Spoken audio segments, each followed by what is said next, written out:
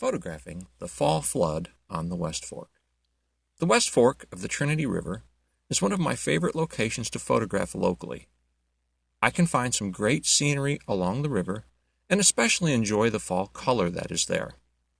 Now, the river normally flows shallow over a rocky stream bed, and if you have seen any of my image from there, you know it's normally easily wadable. Well, this year, over the Thanksgiving holiday, we had 10 inches of rain in 3 days, and the river reached flash flood stage. Wanting to see what it looked like, I put on my rain gear and went out to see the river. Hiking, I ran into water before I got to the actual river. Okay, the water is really high, so what do? Go into it, of course. I know it's not too deep, and I also know there is a high bank I can get to that will be above the river level, and I can get a few images from a safe spot. I do like adventure, but I also like to be smart about a situation. I make my way to the spot, and sure enough, the river is roaring. There's normally a 10-foot drop into the river here, but now it is right on the river's edge. There's a waterfall out there somewhere, but it's underwater. I make a few images in the rain that morning. I stay dry despite the constant rain and the mud and the water because I've got good rain gear. Well, I decided to go back a week later. The rains had passed, and I knew the water would be down a little bit, but I knew the river would still be running high. This time I was able to get to the bank of the river, but the river itself is still deep and still moving pretty fast.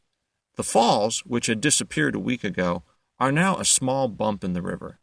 They are also far enough away I can't use the wide-angle lens I would normally use, and I pull out the 70-200 telephoto to better isolate the water and the trees beyond because they're still picking up some fall color.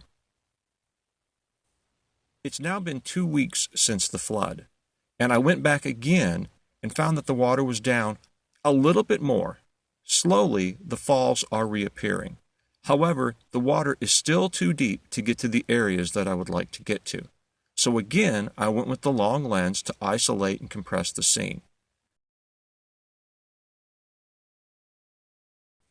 After working the trees across the river with the telephoto, I set to looking for some other areas to photograph. I can't get to the spots that I want to because they're still under several feet of water. However, the high water has pushed into some areas that normally don't have water, and this has opened up some new opportunities for me to make some images. I hiked around to a different view, and I found I've got a good shot of the small falls with water rushing past. Now, I call them the small falls, but here you can see the water is really roaring over them, and they're much bigger than I normally find them. Now, before the floods, I was standing in this spot, and now it's a torrent of water 3 or 4 feet deep. In several years of visiting this location, this is the first time I've ever done this shot.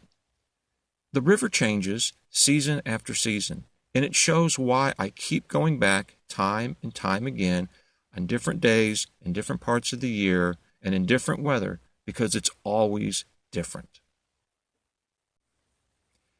Thanks for watching.